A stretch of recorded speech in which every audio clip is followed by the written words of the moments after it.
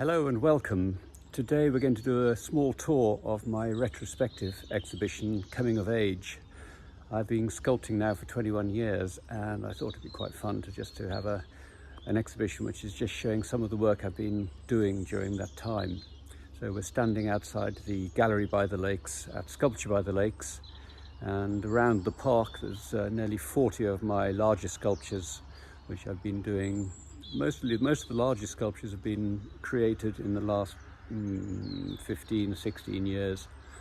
Before that I was doing mainly smaller work.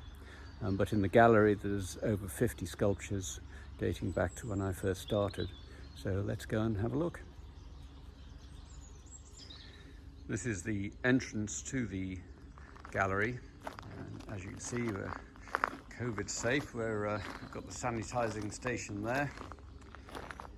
And then in front of the gallery is one of my ballerinas, Athena, which is based on the Voronoi mathematical principle. So it's all beautifully open, and so when it works with the landscape, you can very much see the landscape moving behind it, which actually gives the whole sculpture movement.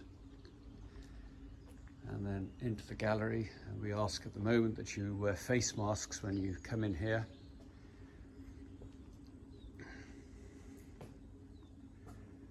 And then this is this wonderful space in here with lots of work. So let's just go around to the back and make a start there, which has got some of my drawings in, which until recently were hanging at home. This one down here is the oldest of them, the Peregrine Falcon, which is, I think I did that one before I even started sculpting. I think that was around about 1997, this piece created. And then above that, an oryx study, which I used then for my oryx sculptures, which we'll go to in a moment. And giraffe and rhinoceros, again with the sculpture Search for Enlightenment beneath it.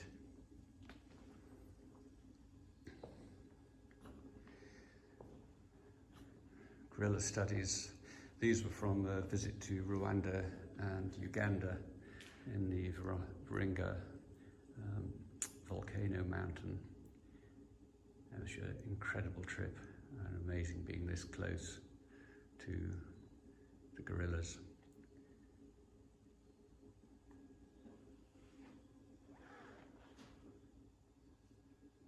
And a wild dog from South Africa.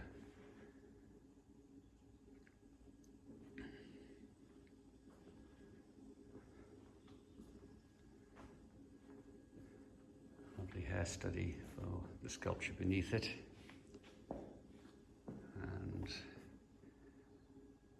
a roe deer head, which was an illustration from my book A Passion for Grouse, which I wrote in 1998, I think it was, and there's a copy of the book there which I wrote and illustrated.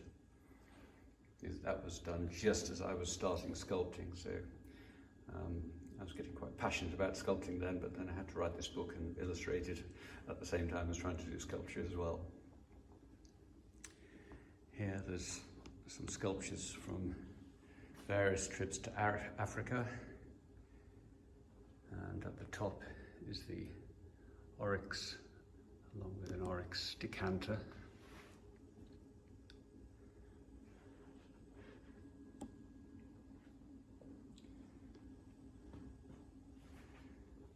Here is my latest piece, which is a falcon, a stooping falcon. It's a wall-mounted piece,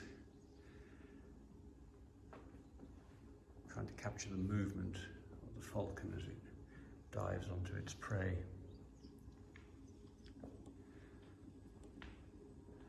And over here, this is a woodcock piece I did many, many years ago. Again, this is the last in the edition. I've had this in the house for a while, but it's now for sale.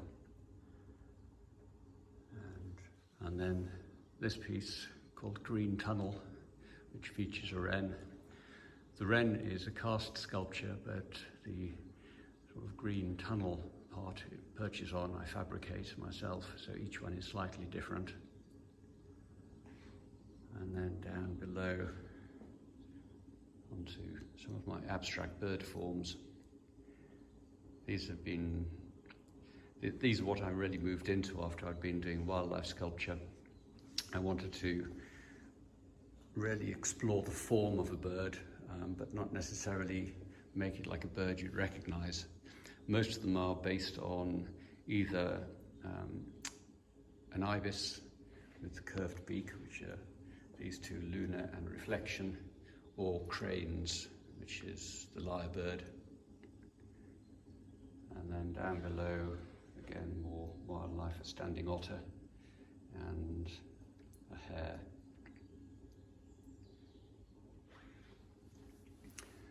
Over here, I did an exploration really in form. This is these pieces are based on Arabic calligraphy, and the explanation is here. So they're all about a word called kun, K-U-N, which is an Arabic word referring to the act of manifesting, existing or being. In the Quran, Allah commanded the universe to be, and it is, and that's the word kun. And there's two different shapes. There's these ones, which are the ones there, and then taking this, which is a different text, which is this one here. And then next to that is another Arabic calligraphy piece called Tangled Love. And this is the word love in calligraphy, but then it's interlocked 4 times. It's an incredibly difficult piece to cast. This was the maquette for doing a larger piece, but it just proved impossible to cast at that time. And it's maybe one I would look at doing at another time. And over here is another time when I was really exploring more form with skulls. Skulls are fascinating. I mean, I studied them a lot for when I'm just doing my other sculptures, the wildlife sculptures, because it's very important to have a look at the underlying structure of an animal. And it really struck me that the skull in itself is just a beautiful form. And so I did this series of sculptures, which has got a bobcat, a cougar, a tiger, a raven, they're birds I find particularly fascinating, and an eagle. And then out of the gallery, I've got up here a bison skull with a raven on it. So it's that sort of working again, which has happened a lot, is combining one form of sculpture like the skulls with going and then taking the wildlife sculpture as well to produce this piece. And in the window there is a sculpture called Parallel Passe, which is part of my figurative ballerina range. Studying the human form is again fascinating, and they're lovely sculptures to do. Most of what I've done on the figurative side has been on the ballerina poses, and around here there's another one called Balance. I'm very, very fortunate that my model for all my ballerina sculptures has been Ksenia Ovishenyik, who's the principal ballerina with the Statens Ballet in Berlin. And working with her, it's fascinating. Every hand movement, finger position, everything is so important to getting a ballet pose correct. And up above there is a piece called Woodland Spirit, which again is a combination of cast and fabricated. So the face is cast, and then I weld all the leaves on to create this wall piece. In this cabinet are a few more pieces, some of them early pieces and out of edition. This one in Conversation, which is sold. Unfortunately, I had a fire at the foundry many years ago, and we lost the mould to this sculpture, and so this was the last piece, and it's just been bought, and so that's the last one in existence. Again, same for this dabchick, although that hasn't sold yet. A lovely little study of a dabchick, dung beetle, nuthatch cast in sterling silver, a dipper, and a small hare. And then there's a pair of swans underneath. These again are abstracted, but then I took the abstraction even further for this sculpture, this swan piece. I just started leaving much more negative space. This is a maquette for a large piece I would really like to do, where the actual sculpture would sit on the water, so you just get that middle curve above the water and the bottom part wouldn't be visible. And so I'm just, I need to find somebody who wants a large swan sculpture for their garden or their lake, and then I'll create that one. And going towards the back here, we've got some of my kinetic sculpture. I was always fascinated by the work of Alexander Calder and the movement you can get in sculpture, in kinetic sculpture. And what I wanted to do with my pieces was actually refine them, and these are all done very delicately with stainless steel and bronze, and all the hooks and the eyelets are shaped. So the whole thing is quite refined and delicate, and it'll just be a very gentle movement.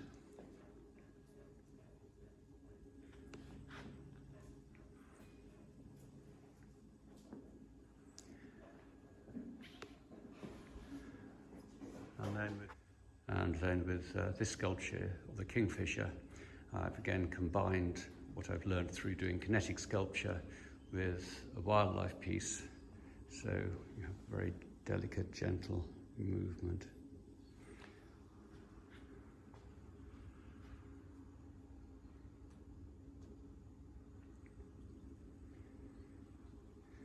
And the whole thing can revolve.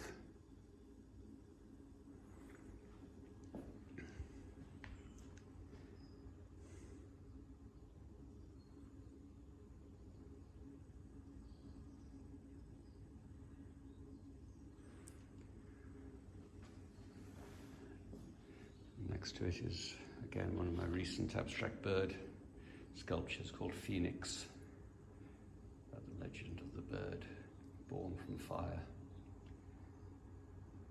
And above that are some of my two-dimensional work. These are mixed media using resin, part photograph, acrylic paint, gold leaf, and layers of resin. When we moved to Sculpture by the Lakes, or we moved to Pallington Lakes as it was then, I started developing the sculpture park.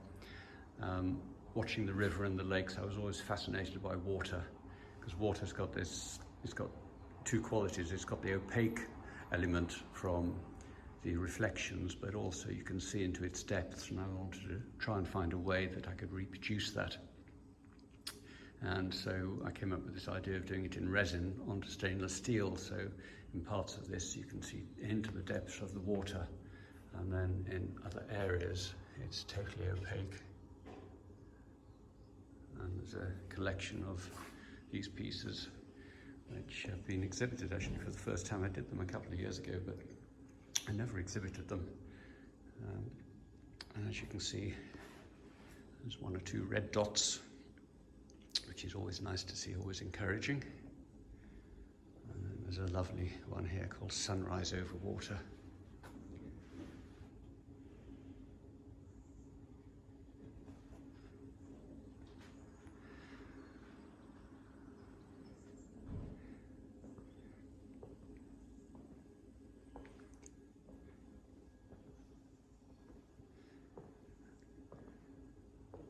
Here there's a sculpture of swifts, flying swifts, again, amazing birds when they come swooping over the water. Their screaming noise, it's just fascinating to watch them. Next to that is dancing cranes, which is again based on the crane, but also on the South African flower. There's Strelitzia, which is also known as the crane flower. swans, and then a falcon. So the exhibition will continue until the 24th of October. We're open Tuesday to Saturday, 10 o'clock till 5 o'clock.